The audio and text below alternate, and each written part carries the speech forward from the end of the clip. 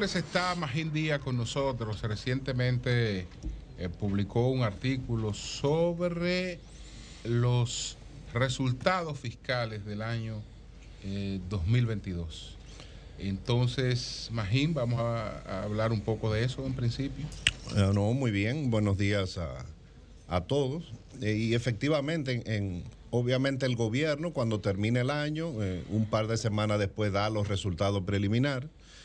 Pero en las últimas, digamos, 10 días que se han publicado los datos ya del cierre, el cierre fiscal del año 2022. Obviamente, o sea, son muchos datos, se pueden decir muchas cosas.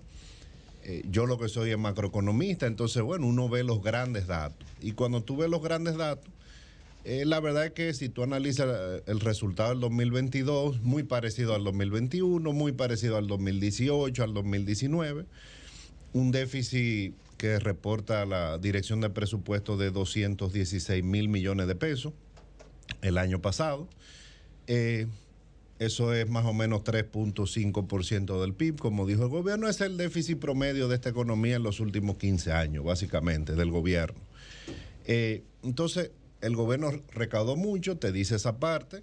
Recaudamos 86,000 millones de pesos más que lo presupuestado originalmente. Muy bien, excelente. Pero el gasto fue mayor en 127,000 millones de pesos a lo presupuestado.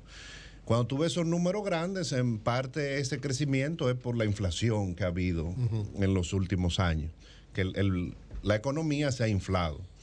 Entonces, cuando tú ves ya, entonces a nivel macroeconómico más o menos es lo mismo.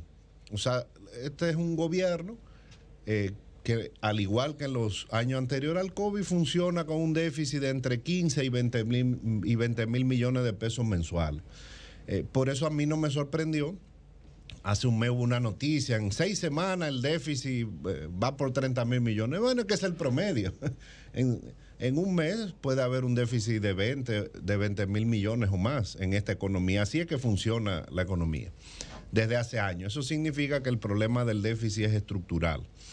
Ahora, tuve algunas cosas que ya reflejan cada vez más rigidez en el manejo del presupuesto. Por ejemplo, yo creo que fue un récord desde el año, en muchos años, los ingresos fiscales totales fueron 15.3% del PIB. Eso está excelente, pero es la primera vez que esos ingresos no dan para cubrir los gastos corrientes. O sea, los gastos corrientes fueron 16% del PIB, un poco más de 16%. Entonces, ya los ingresos que recauda el gobierno no dan ni siquiera para gasto corriente, o sea, el gobierno se está endeudando para gasto corriente. El pago de intereses, que la deuda se ha manejado, digamos, bien, es el mismo manejo que viene desde hace años, un manejo profesional, pero ya de intereses estamos pagando casi 200,000 millones de pesos. Ay, Dios mío. O sea, 3% del PIB. O sea, cuando empieza el año, el ministro de Hacienda sabe que tiene que darle 4% de educación y 3% a los intereses. Ahí va ya la mitad de los ingresos que tú recaudas. El sector eléctrico. Eso es solamente los intereses. Eso es intereses solamente. Gracias. El sector eléctrico, al final, 100,000 millones de pesos de subsidios, a 1.800 millones de dólares. Hubo que transferirle. Gracias a la privatización.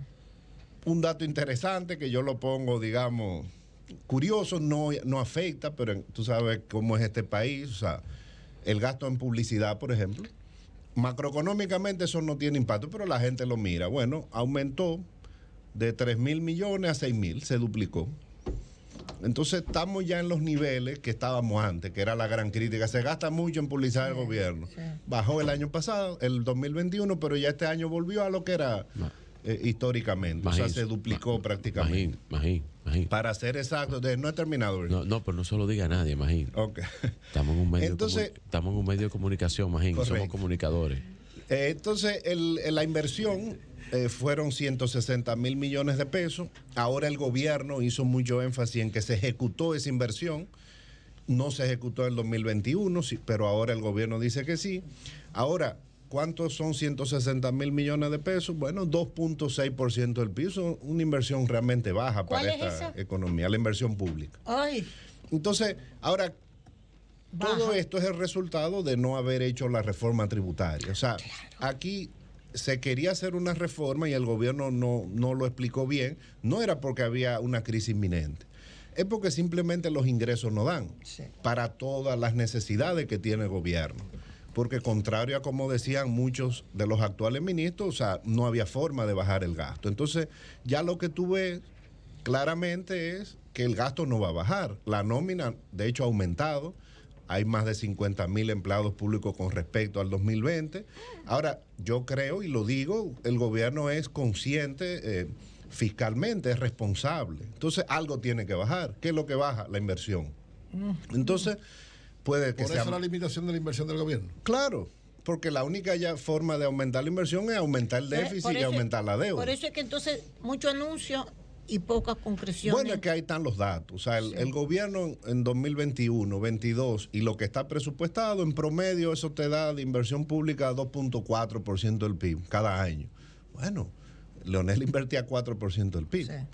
Entonces, el aumento del gasto corriente ha sido en gran parte por la crisis, los subsidios, subsidio a los combustibles, más subsidio al sector eléctrico.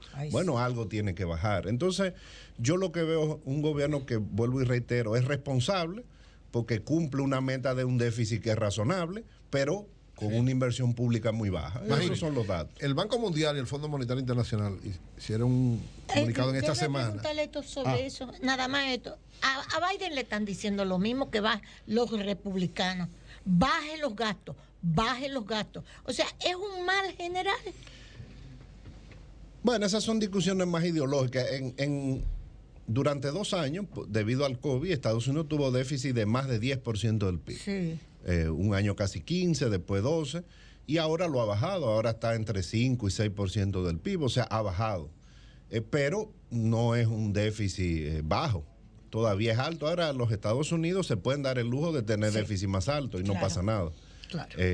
Por ahora no pasa nada. Ahora la deuda, si tú tienes un deuda, claro, tienen 120% del PIB de deuda. Gracias. Que decía que el Banco Mundial y el Fondo han hecho una alerta, primero diciendo que hay una especie de estrés financiero por todas las situaciones que están pasando en los bancos y alertan de que podemos estar entrando se va a frenar el crecimiento a una especie de década perdida parecida a los años 80. ¿Qué te parece esto?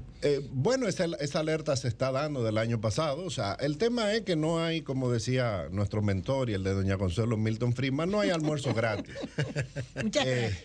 Que es una frase muy sencilla, pero hay que... todo cuesta. Claro, entonces, bajar la inflación, bueno, tiene un costo. ¿Cuál es el costo? Desaceleración de la economía, desempleo, pero si los bancos centrales no hacían nada, como hizo nuestro Banco Central, que tuvo que aumentar la tasa de interés mucho, la inflación se va de la mano, que ya le pasó a Estados Unidos en los años 70. Tuvieron más de 10 años con mucha inflación, hasta que llegó un monetarista y dijo, con un mandato, aquí hay que bajar la inflación a cualquier costo. Entonces, ¿cómo la bajó? Subió la tasa de interés a 20%, el desempleo se le subió a 11%, hubo una recesión de varios años, pero bajó la inflación. Ahora, ¿cuál fue el daño colateral? América Latina. Subieron las tasas de interés en el mundo y eso se llevó a todas las economías de América Latina. Así es. Ahora, uno no ve un panorama en que haya que subir las tasas a 15 o 20% en Estados Unidos.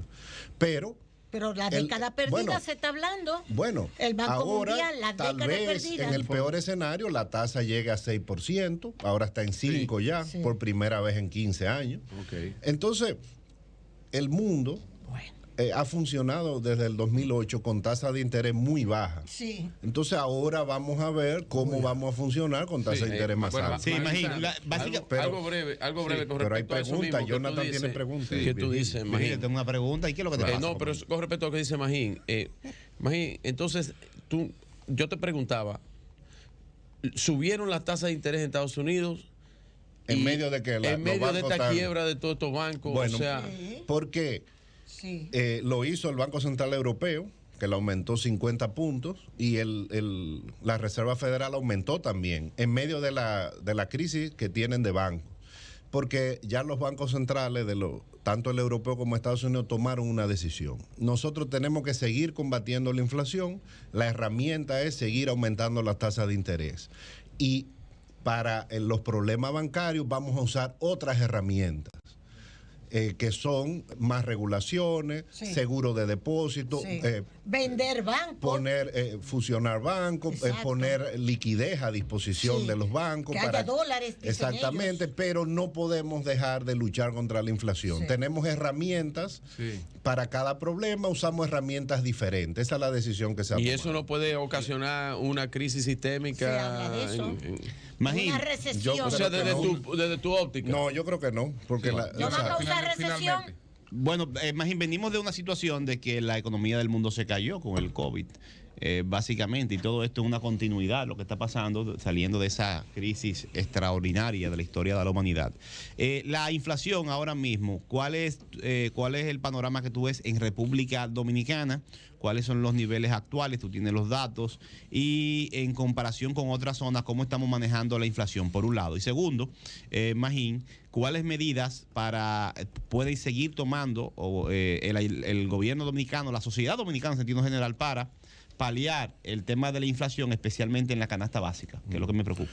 Mira, el tema es que, como tú dices, la crisis tiene varios años, pero la naturaleza de los choques ha ido cambiando. Sí. Primero la economía cayó, después vino el choque de inflación, subieron los alimentos, subieron el petróleo, pero están bajando. No a los niveles que estaban antes del COVID, pero mucho más bajo que antes de la guerra, tanto la energía como los alimentos. El gran reto ahora es el aumento de la tasa de interés y la desaceleración mundial. Entonces, la inflación viene bajando en los países desarrollados, no al paso que ellos quieren. Exacto. Aquí ha bajado, ya está cerca de 6%. Estamos mucho más cerca de la meta. O sea, yo creo que va a bajar en los próximos meses.